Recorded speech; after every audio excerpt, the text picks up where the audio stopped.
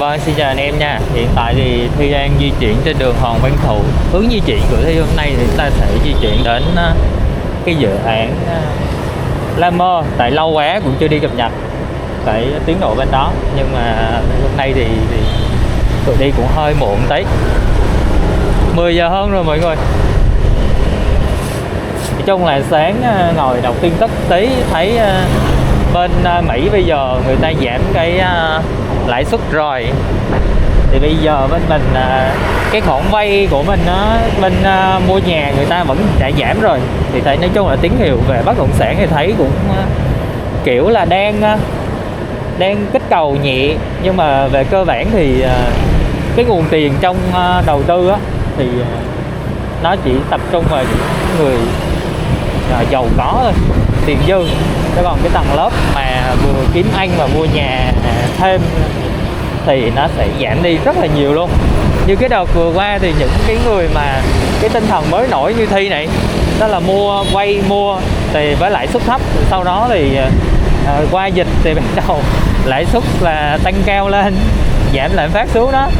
Đấy, trời ơi, rồi thị trường bất động sản đứng lại hẳn, thu nhập thì không có, và thế là áp lực liền, thì dẫn đến là phải đẩy ra tài sản hay là gồng mình để mà trả lãi ngân hàng đấy.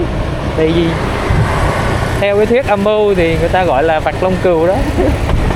Đấy, thì khi mà cái tầng lớp mà mới chớm ra có một tí dư trong cái thời điểm mà bơm tiền đã bị cái thời điểm này là hút ngược lại về tay các ngân hàng rồi các ông lớn hết rồi. Người nắm tài phiệt nắm dòng tiền lớn. Ở Việt Nam mình thì nó không dùng từ tài phiệt, gọi là giới tinh hoa. Đấy, đã là cái chia sẻ thì dẫn đến là cái thị trường bất động sản nó chậm. Bây giờ thì nó đang kiểu nếu mà lãi suất giảm và việc làm tăng lên nữa nó mới ổn nha. Còn nếu việc làm chưa ổn thì hiện tại là vẫn rất là khó khăn. Tại vì ăn uống không có thì mua nhà mua đất làm gì. Ở Bình Định thì bây giờ đang tập trung phát triển cái căn hộ xã hội. Thế nhưng mà cái lượng căn hộ đẩy ra thì nhiều ấy, nhưng mà bây giờ cái lãi suất thì đã được điều chỉnh rồi, lên 6.6 rồi anh em, cho nên là đâm ra là kiểu cũng sẽ áp lực cho người mua mới. Tại vì bây giờ tình hình chung là những người mà thu nhập càng thấp thì mới mua nhà xã hội, mà mua thì trả lãi suất cao, và cái lạm phát nó đi kèm thì nó dẫn đến là cái tiền mình làm ra ấy, thì chi phí nó gần hết mất tiêu rồi, nên đâm ra cái tiền dư không có bao nhiêu để mà đầu tư mua nhà ở hết đó mọi người. Khó là khó vậy. Nó đây dính cái câu chuyện là ví dụ bạn thu nhập 20 triệu mà chi phí hàng tháng 10 triệu thì nó dư ra 10 triệu chuyện bình thường. Bạn thu nhập 200 triệu thì sau khi nộp thuế rồi chi phí nó khoảng 10 triệu 15 triệu thì bạn vẫn còn dư ra trăm mấy triệu, ok không sao. Nhưng nếu bạn chỉ thu nhập 10 triệu mà chi phí bây giờ nó hết 10 triệu mốt thì bạn nghĩ sao? Nó 8 triệu là bạn đã đau đầu rồi, chưa kể ốm đau đấy. Cho nên là cái kiểu dòng tiền và cái thu nhập nó ảnh hưởng rất là nhiều, và thời điểm này kiếm tiền khó. Đấy, vòng qua vòng lại, nói chung cơ hội kiếm tiền bây giờ là chậm rì, không ra.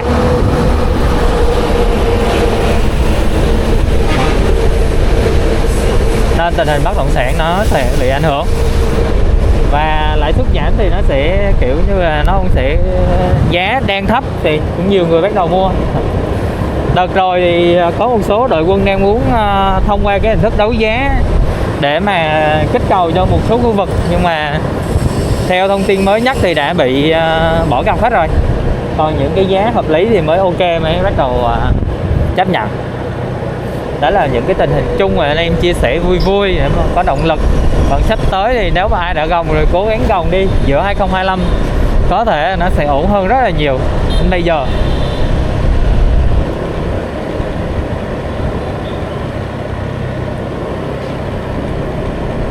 Để mục tiêu thì chúng ta đi qua La Mơ để cập nhật cái tiến độ. Thực ra thì đợt rồi La Mơ đó là mình làm xong video đó, có khách hàng hỏi số căn nhưng mình tìm không ra, kiểu xong rồi mình không muốn làm nhiều quá là rồi khách hàng hỏi mình lại không có hàng, nó lại dở.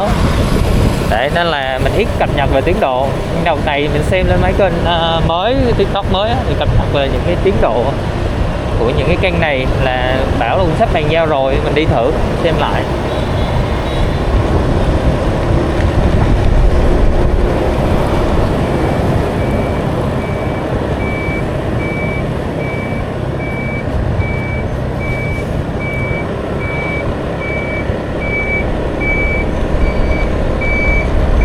Hôm nay trời đẹp, nắng không quá chói chang, chỉ đủ làm bỏng rát da mặt thôi.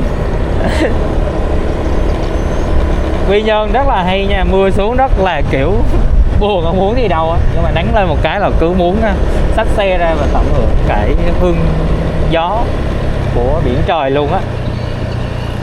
Ok, rẽ vào bên La Mơ nha mọi người. Ở La Mơ thì nó có cái điểm hay so với lại Solai, chỗ là thứ nhất là nó gần rồi không nói, thứ hai là nó cũng cái điểm sang đường này nó cũng tiện, anh em có quên đồ xem cũng tiện nha, chứ Solai đi hơi mệt hơn.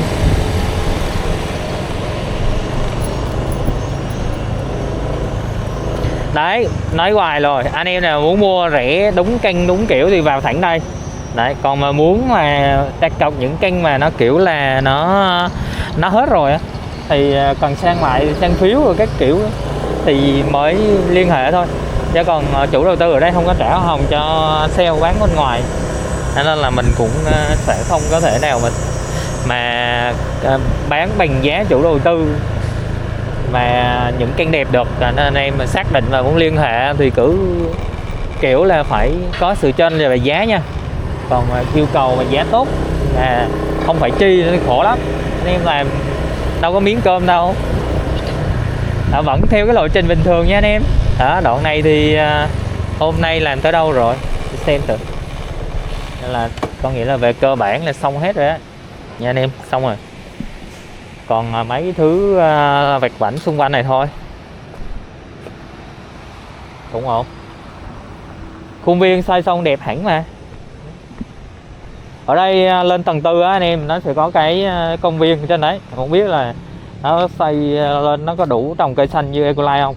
Nếu mà nó phát triển hết cái hệ thống ở đây, cái phần này, nếu mà hết cái công viên này mà nó có cái cây xanh đều thì ok. Cái này nó thông hết nha, quá chuẩn luôn, quá đẹp. Mà về nhà ở xã hội mà cái vị trí này và thiết kế như thế này là ok. Nhưng mà có một cái chia sẻ vui vui là những cái căn này không biết là xây theo hình gì hơi kỳ lạ. Có một số ngày xưa là họ định mua căn này họ không mua, báo với Thi là chia sẻ là cái quan điểm cá nhân nghe, không phải là kiểu là rành rọt. Anh Thi nghe người ta nói lại là nó xây theo hình chữ vạn đó, mà anh em biết chữ vạn là chữ gì rồi. Anh em xem thử là nếu mà mặt bằng chụp xuống thì nó có giống hình chữ vạn hay không, cái này thì không rành lắm đó, nên là chia sẻ vậy với anh em. Còn đây mục tiêu chủ yếu là cập nhật cái tiến độ để mà anh em xem xét mua hay không. Những trục này bây giờ anh em kiếm không ra luôn nha, không ra. Trục view về Trường Lái này, cái này nó Đông Nam đó mọi người, nhưng mà nó có cái điểm dở là khi nó canh cần quá cao, mở cửa ra bạn sẽ thấy cái nghĩa trang ở trong khu vực chợ bến xe. Đấy, nó vừa có hay vừa có dở nha anh em, nên anh em xem thử thế nào. Còn Đông Bắc về hướng của Hồ Phú Hòa thì đẹp, ok, hướng nó ok. Vẫn có số kênh nhưng mà nó bây giờ khó bóc hơn. Đây, cổng bên này còn một tòa đang xây, chưa xây xong, còn hai tòa này xây nha. Đấy, hôm nay họ mở cổng mình nhìn thấy cũng rõ nét hơn. Bên này bắt đầu xây chuẩn chỉnh rồi. Tòa này tòa C2, bên này C1 nha, đây C2, còn đây D này. Đấy, anh em phân rõ rồi xem xét. Mình đang có cái kênh ở đây nè, cái kênh ở đây tầm 920, kênh chủ cái trục đang chạy á, C1 á mọi người, cái trục than đang chạy. Anh em nào bóc thì bóc thôi, còn không bóc thì giới thiệu tiếp. Đường vào những cái kênh mà bây giờ tầng trệt này nè, giá khổ đau tỷ mấy á, nhiều khi tỷ tư cũng không muốn bán mọi người, khổ đau lắm. Đây những kênh shop house ở đây cũng được hết. Shop house chưa thấy kênh nào khai thác. Hôm nay có một số kênh bắt đầu hoàn thiện nè, tại họ bàn giao thô. Kênh nhà phố shop house nha, nó đi kèm nhà phố kinh doanh dịch vụ ấy. Đó. Cái tên đầy đủ của nó trên bản thiết kế là nó vậy. Bây giờ xem 10:30 thì xem tình hình này. Anh em xem vào một vòng để thấy cái khuôn viên mát rượi luôn. Ở đây tầng trệt kinh doanh ngon nha, tầng trệt bán các cái sản phẩm về nhu yếu phẩm hàng ngày với lại dịch vụ chăm sóc da, tóc rồi các kiểu rồi. Ok. Chiều đi dạo cũng mát, đông vui.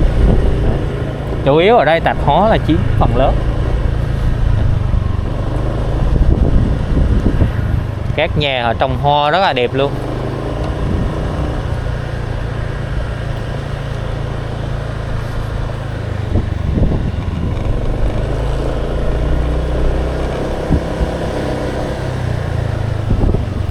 Mua Lammer thì anh em cũng phải nhớ điểm là sau này nếu mà C1 xây lên thì mình sẽ hơi ồn.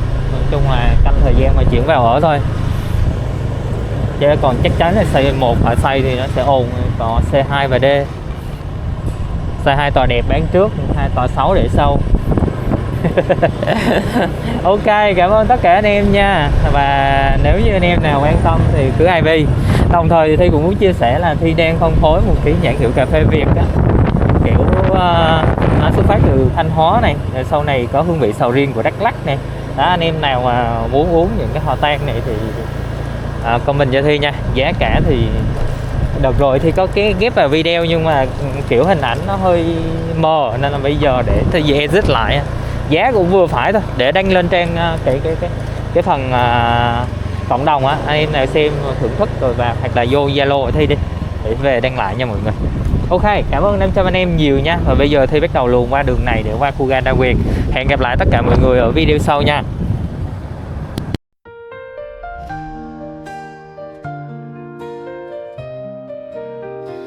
Quy nhơn biển xanh, sông vô bên bờ yên, trời xanh mây trắng trôi, nơi đây ta muốn về.